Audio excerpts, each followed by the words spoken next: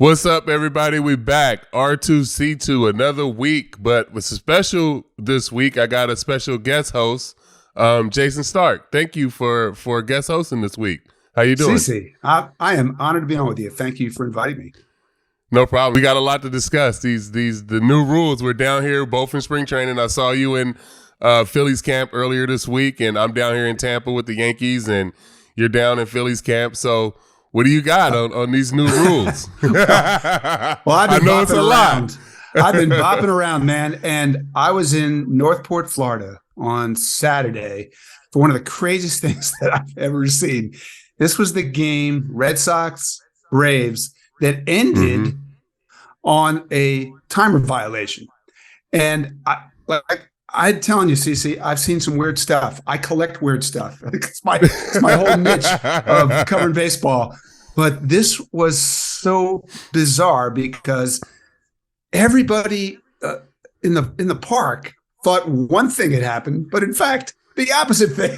The opposite thing had happened. So everybody thought the violation was on the pitcher, right? Right. I don't know how many people have actually seen the video of what went on. I knew there was going to be some stuff like this. I knew a game would even end on a clock violation. I knew what happened one time. My friend Mike Fern and I even came up with a name for it, the clock off. Okay. So we actually had a clock off. But this is not what I expected because, I just thought it would be a routine thing where the pitcher wasn't ready or the hitter wasn't ready or something. But this was the opposite because it was bases loaded, 2 out, full count. Red Sox had just blown a 3-run lead. So the game is tied. They're not going to play extra innings. And so the catcher throws the ball back. The clock starts. 20 starts ticking down. Now the catcher stands up and he's motioning to the infielders, plays at first base. Of course it is. It's bases loaded, 2 out. So throw to first base if the ball is hit to you. Okay, that's fine. But meanwhile, the clock is ticking. Okay? Ticking. And so the hitter's standing there. And the catcher's 4 inches away from him, and he's standing up. And the pitcher's out there going, because he's not going to throw the ball. The catcher is standing there. The catcher's standing up, yeah. And so the clock is ticking down to 0, and everybody thinks he didn't get a pitch off. The guy just walked to drive in the winning run. No, he didn't. The umpire ruled that because the hitter didn't have his eyes trained on the pitcher, he was the one who was out. And I still don't understand what happened. It was the hardest thing to describe I've ever written about. See that I'm sure that's like hard for you've seen so many baseball games to see one end like that had to be insane. Well, think about what happened. A guy struck out on a 3-2 pitch that was never thrown. Right? Like, that's kind of weird. How do you even explain to people who are barely following this that happened? And then all this chaos around him. I talked to a lot of people afterwards who didn't really know what went on. The pitcher was a minor leaguer for the Red Sox who told me, I honestly had no idea what happened. I didn't know if I'd struck this guy out. I didn't know if the game was over. I didn't know what to do. I didn't know it was that bizarre. Alex Cora thought they had messed up because the clock went down to 0.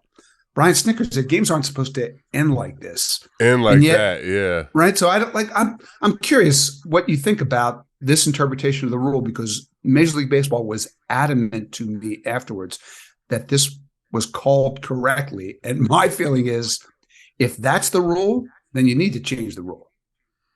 Yeah, and I think I think everything is fluid, right? You know what I'm saying? So I think because of all these new rules, and if something like this pops up, if that's the way that the rule is going to be called, then it needs to be changed. You know what I'm saying? Like in that situation,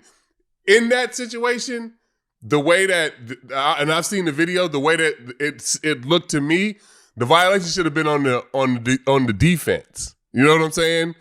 In that situation, I mean, it just kind of, but like I said, the rule, everything is so new, so it's just like we're just kind of like going along as situations pop up, Yeah. But I think the more stuff like this happens in spring training, it'll be better to be able to work through some of this stuff. You know what I'm saying? I do, and that's exactly what Major League Baseball wants. It's really what everybody wants. The best value is shock value. Okay, there's a lot of it. There was a lot of it that day. Just, my point on that play is, how can you be telling the pitcher, the hitter, he needs to be ready to hit when the pitcher isn't ready to pitch, and the catcher isn't ready to catch? And the catcher's standing up. Yeah. I don't get it. I don't understand that. At least stop the clock. That part of the rule is left up for interpretation by the umpire, which we need to get some better clarification on. You know what I'm saying? Again, Major League Baseball thinks that he interpreted it correctly, that because the catcher was in the catcher's box on time, the hitter then has to be ready to hit. But isn't there a difference between being physically in that box and being ready to catch a pitch? Yeah. If he was ready to catch a pitch, the pitcher, I guarantee, would have thrown a pitch because the clock was running out. Because the clock was going down. I know. It was so bizarre. It was but like crazy. You said, though, the best, value, the best value is the shock value, and everybody's watching, and, we'll be able to work through some of this stuff. Like, for me, being working in the commissioner's office and being at MLB, I just told him right away, I think you need to give guys violations, like be strict to the rules in spring training and early in spring training, and by the time opening day comes, guys will adjust within the rules. You know what I'm saying? Like, we know how to cheat within the rules. We just need to know what the rules are. You know what I'm saying? Yeah. So what did they say to you? Because that's the opposite of what they decided they wanted to do. They want these umpires. They've told them, call everything. Yeah. No exceptions. Yeah, they went the other way to call everything, which is good, and that's what I'm saying. Everything will be worked out by opening day. That's what I think. Okay, I don't know that everything will be worked out by opening day. A lot will get worked out by opening day. What they did in the minor leagues last year was very revealing, because the first week or two was crazy, just like this. In fact, the rate of clock violations is almost identical so far, and then after 4 weeks, we were down to about one violation per game. After 6 weeks, we were down to a one violation every other game. And that's kind of an acceptable rate, because I don't know if you know this, but the rate of delay of game penalties in the NFL is one every other game. Okay, so if baseball can get to that rate, that sounds good. I don't think that you really get the shock value of this stuff until it happens in the regular season. I think the first couple of weeks of the regular season, we're still going to see some crazy stuff. No, for sure. But I think guys will be more, I seen Carlos Correa's at bat yesterday, where he swung at the first pitch, fouled it off, was going to take a little stroll around, but forgot, remember that the clock was there, had to hop back in, ended up taking another pitch. So, I think guys will figure out their routine and what they can and cannot do pretty quick. You know what I'm saying? I do. I think you're right about that. I mean, you're already seeing, I watched really closely at the game I was at yesterday. I only saw one guy the entire game adjust his batting gloves. What was the over-under on how many times guys adjusted their batting gloves before the clock? 1,000 a game? At least. Like that. We're down to 2. Yeah, and for me, yeah, it is, and it's just all the little dead time in the game. You know what I'm saying? Just a little stuff like that. I mean, and I was guilty of it. You know what I'm saying? So just to even be able to speed some of that dead time up for as a fan watching the game, it doesn't have to. I don't care about how long the game is, as long as I have action. Game can be 3.5, 4 hours long. If I have action, if I'm seeing the ball getting put in play, if plays are getting made and guys are getting hits and different things, people are running the bases first to third, all of that stuff, then I don't care how long the game is. You know what I'm saying? It's all of the adjusting of the batting gloves and walking around the mound and grabbing dirt and everything in between pitches. That kind of loses me as a fan, honestly. Yeah, like dead time is the worst time. And I don't know about you. I'm hearing a lot of pushback from fans, but I know there's a segment of the fan base who thinks baseball should never change. Never. Shouldn't change anything about it. And I admire where that's coming from, but the other sports change their rules all the time. They look at their sport and think we could make it more entertaining So let's do that. How much has the NBA tweaked the shot clock? They just tweaked it a couple of years ago, on what happens if you retain possession. You don't get another 24 seconds. Keep the game moving. The games have so much better rhythm this way than the old way. There hadn't been a game over 3 hours and 6 minutes the last time I checked. And, some of these games that are taking 3:06 would have taken 4:06 last year. And that's a real telling development. And it's even just, even being able to just get the next generation of fans at the ballpark. You know what I'm saying? Like, if we can make the game a little more digestible by shortening it up a little bit, 2 hours, 30 minutes, whatever, you can get kids at the park that can stay up and watch the game. You know what I'm saying? Or come to the game and during the school year, you can start the games at 6:30 and you can have families back at the ballpark again. You know what I'm saying? So I think all of this would just, breed more fans in the next generation. Yeah, that's a great point. The games are averaging right now 2 hours and 39 minutes in spring training. And, there's a sense that they can get them to maybe 240 during the season. And if the game starts at 6:40 and ends in 2:40, it's over at 9:20. Yeah.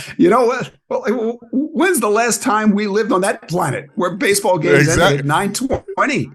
You'll have kids back at the ballpark. You know what I'm saying? It'll be families back at the ballpark. Yeah. And, you've seen this. We've all seen it. The game's tied in the seventh inning, and thousands of people are heading home because it's just too late. They got stuff they got to do. They need to sleep sometime. And if the game's going to end at a reasonable hour, people are going to stay for the finish, and they're going to see some stuff. And it's going to be worth their while to stay for the finish. It's great. Yeah, no doubt. Now, how do you feel about the shift or no shift? The ban on the shift. Yeah. I've seen some left-handed hitters come to the plate this spring, and it blows me away to see how much more space there is for these guys on the right side. Matt Olson, Kyle Schwarber, Anthony Rizzo. It's a whole new world for them. They were getting shifted on 80, 90% of their plate appearances, and a ground ball was an out. What do they hit on ground balls? 0? And now those ground balls are hits. There's nobody hanging out in right field to slurp those things up. The second baseman's not way back on the grass. He's got to be on the dirt. He's got no help over there. And, there's going to be a subset of hitters. I mean, we just talked about 3 of those guys who it's really going to change the way their numbers look. And, here's what I wonder. The way baseball has been played over the last 5-6 years, you aren't going to get 3 singles in an inning off CC Sabathia. He's too good. Mm-hmm. Okay. But now it's possible to hit a single again. And it's possible for the guy after that to hit a single again.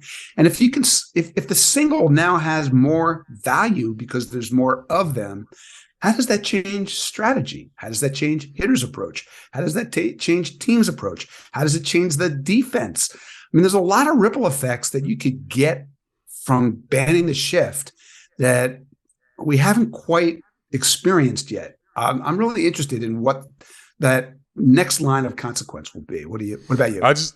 I look at like the Guardians, that young Guardians lineup and how they can control the barrel and put, 3 or 4 or 5 hits together in an inning to score runs. Like, more teams I feel like are going to try to make their lineups more like that, where it's more speed and power. And then, like you said, it's going to change who you drafting. It's going to change, like, the kids that, the guys that can be able to actually control the barrel, like the Whit Merrifields of the world. You know what I'm saying? Like, those guys, those type of guys, I feel like I have more value because you'll be able to like you said, the singles are back. There's more value in a single, and being able to control the barrel and be able to put, line drives all over the field, I think is going to be where, teams are going to try to make their money at, to be honest.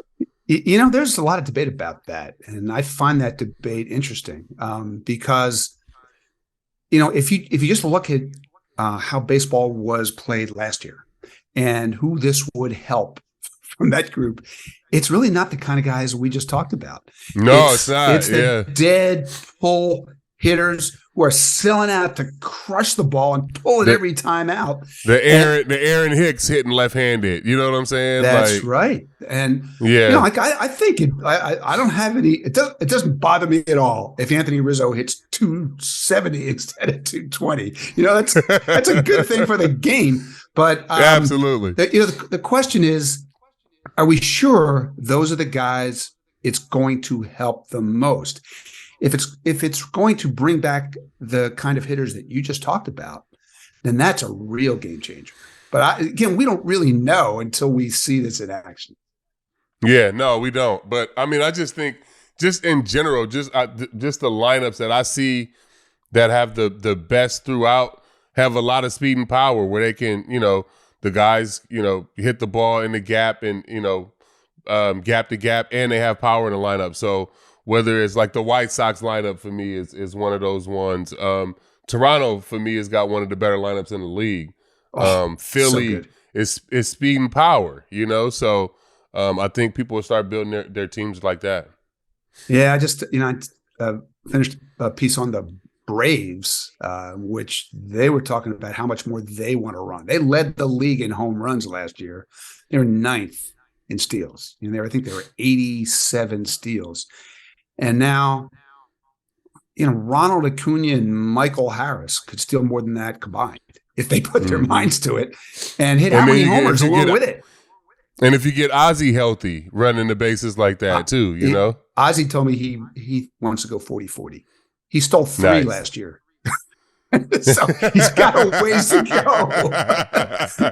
But you're right. Exactly. They have athletes. When you combine a team with elite athletes and these rules that are definitely going to make running the bases more fun and more rewarding, there's some teams that are really going to lean into it. I think they're one of them. Yeah, for sure. No, it's going to be fun to watch. So I'm looking forward to the rest of spring training and just seeing how everything else plays out with these rules, and seeing if we get more stolen bases with only being over to pick over twice and all of that. I haven't seen much of the consequences of the pickover rules yet. Like I haven't seen much of anybody balking or anything yet. Like it hasn't been any violations yet, or am I missing anything? I don't think there's been a bunch of balks that I'm aware of. I've seen a couple, but I think they were more. This guy's not stopping, and baseball's more strictly enforcing that than in the past. But I did see something in that Red Sox Braves game where remember Richard Blyer, left-handed reliever. Yeah. Okay, and he was the guy last year who went to Citi Field and get called for 3 balks in 1 inning. Balked Jeff McNeil around the bases, and he'd called for no balks in his career before that. But that's just an aside. So I think it was Vaughn Grissom who got on first, and Richard Blyer threw over to first, made a pickoff throw to first. And I was already on high alert because I'm watching every pitch to see what's next. And first move toward the plate after that pickoff throw, Vaughn Grissom was gone after 1 pickoff, not 2, after 1. And so I was talking to Richard Blyer about it afterwards, and we thought, what, maybe that's going to be the strategy, because if a guy throws over once, is he actually going to throw over again? Do we think he will? Then he's out. So there's a big cost of throwing over even that second time. And so, bam, they were gone. I saw 3 different times in that game where they just made up their mind and they were gone. But see, that's the thing. But as a lefty, if he just picks up and reads, right, then he should be able to. Lefties should be able to take advantage of that. I agree. I think it's especially with a right-handed pitcher who makes even one move over there, they're in trouble. But a lefty, they're going to have to adjust all kinds of stuff in terms of trying to control the running game. But that is one of the big things. After you've thrown over there, you've got to leave yourself in position to throw again if you think the guy's going. Yep. That's what CC Sabathia would do. I got a question about the deliveries. I seen the guy from the Astros change his delivery to with the Rockin', but like what Nestor Cortez does or what Marcus Stroman, what they do in their delivery, is that going to be now illegal, or can they still do some of those different things with their windup? I think those guys are okay. I just had this conversation with Kevin Gossman. Kevin Gossman's another toe tap guy.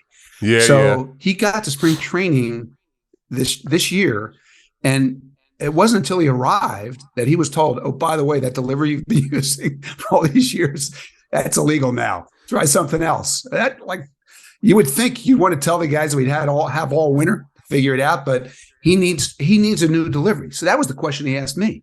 How come it's okay for Nestor Cortez to do what he did? I think I have the answer. You probably can tell me, but if you're, it all is a function of when the pitch clock starts. So if you're Nestor, as long as you pick up your leg and begin your delivery, you can shimmy all you want. But the problem with the toe tap is, when have you started your delivery? You've never started. When you keep going and keep going, yeah. Right. So that's why that's a problem. That would be a balk now. He would balk every pitch now, which he doesn't really want to do, obviously. So he's like, this is a really fascinating part of this, man. You've got people who have to rewire their brains. They have to take the stuff they've done forever and not do it anymore. And what you said makes sense because, at the beginning of the delivery, it's more for deception. You know what I'm saying? Like what Nestor does, if you can do that, you should be rewarded to be, you know what I'm saying? What those guys do at the beginning of their delivery, anybody can do that. You know what I'm saying? So if you can do what Nestor does or Johnny Cueto does, then you should be rewarded for that. So like I like being able to still have that wiggle room in your delivery. Yeah, I got no problem with it. I think it's fun. It's so entertaining what Nestor does. I love it. The fans love it. The fans go crazy over some of these moves he rolls out there. And we are in the entertainment business. So that, that's the best part of it. I feel sorry for some of these guys who all of a sudden can't do what they do, can't incorporate deception in their way. Maybe there's some other way to incorporate it. I'm going to go see Kevin Gausman pitch this week because I'm curious what he does. Yeah, no, I'm definitely going to keep a close eye on that and see. I've been watching the guys that have funky deliveries and just seeing, what they've been doing, to stay within the rules this spring. So it'd be interesting. And it'd also be interesting with all these rule changes and so many guys going to the WBC. And not, playing under these rule changes, what it'll be like when they come back later in spring, Right, because we're talking about how, if you have 6 weeks to get used to these rules, you're in good shape. Well, the guys who go to the WBC and are gone for 2.5 weeks, they don't have 6 weeks. They only have a couple of weeks. And they're about to be playing in huge games, playoff basically games with the old rules. The old rules. So it'll be interesting to see, them come back, into the, the new big leagues and see how they adjust to these rules. Yeah. I'm watching games in spring training like I've never watched them before because I'm looking for every little thing, just trying to learn. And every at bat is a learning experience for pitcher and hitter and catcher. And I honestly, to not have those experiences for 2 weeks, 2.5 weeks, whatever it is for the teams that go to the finals, I think it's a big deal. I saw one yesterday where Jose Barrios was pitching for the Blue Jays. Okay. And it's the first pitch of the inning. He lost complete track of the timer, complete track. And I'm watching the clock and I'm thinking, there's no way he's getting this pitch off. And so with 1 second left, his catcher calls timeout and the umpire granted it. And the hitter and Rob Thompson, the opposing manager, said, "Wait, what are you doing?" Like Alec Bohm was the hitter and he said, "I can't call timeout with 1 second to go. I got to do it before there's 8 seconds to go." And the ump told them, "Yeah, I messed that up. But see, it's a learning experience for him too. And I honestly, Cece, I haven't had this experience either. I'm watching intently every pitch, and I don't know what the count is because the umpire signaled something. I wasn't sure what. They're not announcing it to anybody. So you don't know what the count is or what's going on? Yeah. I didn't know. I mean, I've been at games where it's 1-0 and no pitches have been thrown. Okay, so that's confusing enough. But now there's going to be a lot of that. By the way, there's a lot of that. There's going to be a lot of that the whole year. Manny Machado kicked off spring training by doing that, and I think he enjoyed it.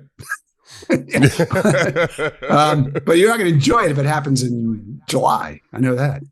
Yeah. No, what's crazy is it's a strange experience. It is.